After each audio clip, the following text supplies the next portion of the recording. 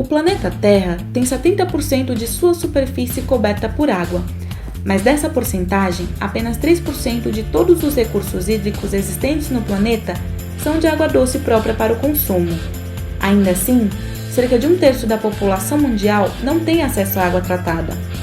Do montante total, cerca de 12% está localizada no Brasil, o que o configura como a maior reserva mundial de água potável.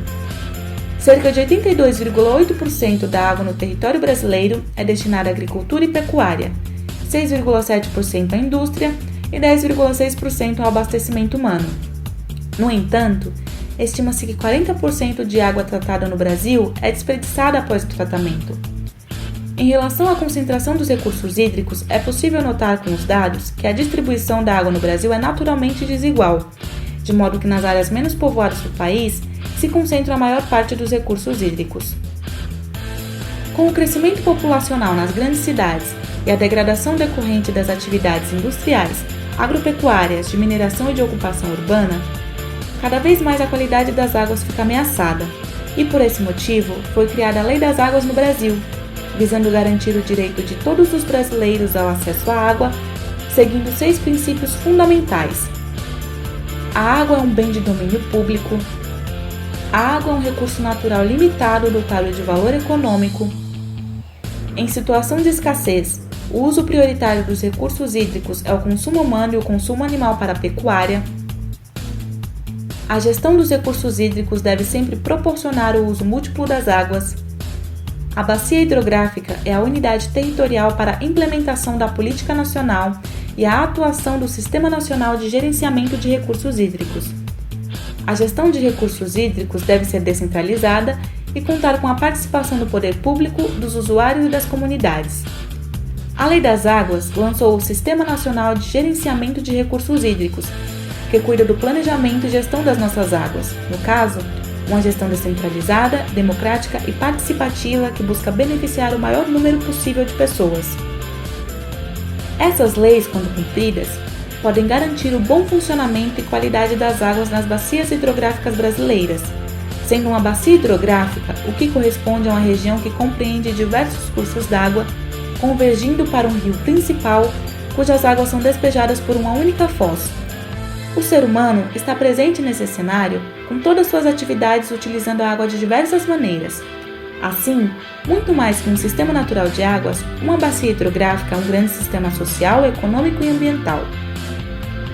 Dentro da área de estudos, o Sistema Cantareira, conjunto de bacias e represas que atualmente é um dos maiores do planeta, foi constituído em meados de 1960, como uma iniciativa do governo de São Paulo para transformar o abastecimento de água da área metropolitana paulista em um processo mais resistente.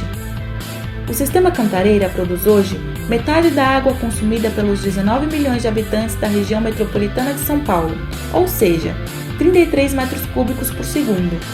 Além disso, ele conta com uma área de aproximadamente 228 mil hectares, que abrange 12 municípios, sendo 4 deles em Minas Gerais.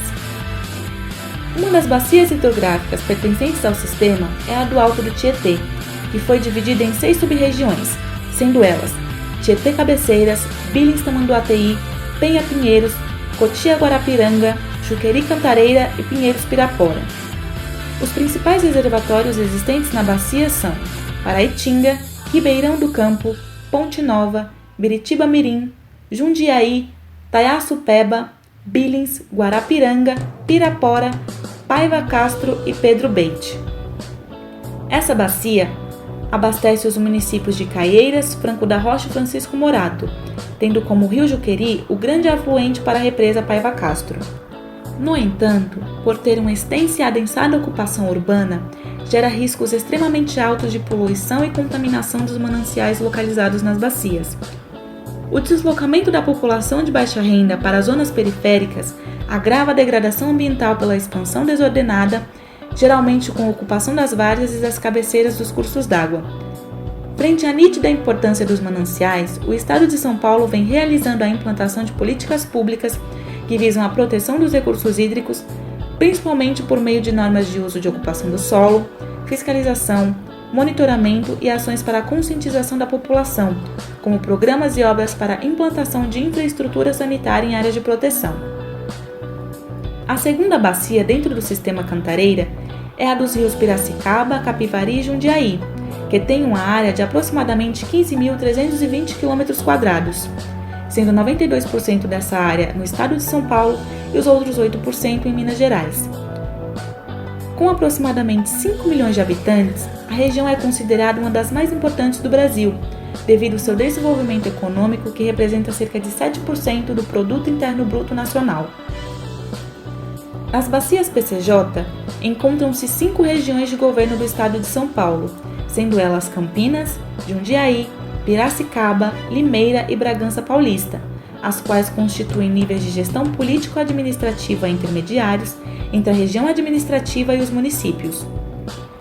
Essas 2 bacias são responsáveis pelo abastecimento dos municípios de Jundiaí, Várzea Paulista, Campo Limpo Paulista, Francisco Morato, Franco da Rocha e Caieiras, que estão fortemente conectadas ao compartilhar não só as mesmas bacias, como também a história de povoamento ao surgirem com a implantação da ferrovia, que servia de exportação na época do ápice da economia cafeeira. Mas vale ressaltar inicialmente que a economia cafeeira foi o fator que desencadeou o desenvolvimento da cidade de São Paulo ao título de grande metrópole global no século XVIII, que inicialmente foi cultivado na região de Belém e posteriormente expandiu-se para o Rio de Janeiro, até atingir a província de São Paulo ao sul e ao sudeste. Lá, a produção de café se consolidou como base da economia no país em meados do século XIX e primeiras décadas do século XX.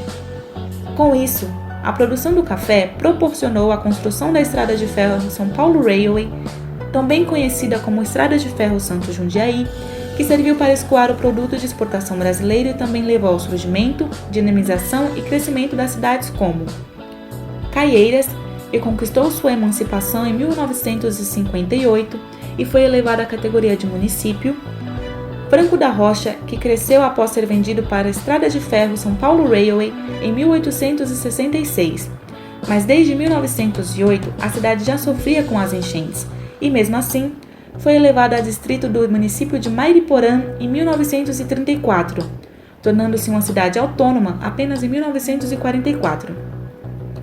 Francisco Morato, que surgiu como povoado da Vila de Belém por conta da construção da Estrada de Ferro Santos Jundiaí na segunda metade do século XIX.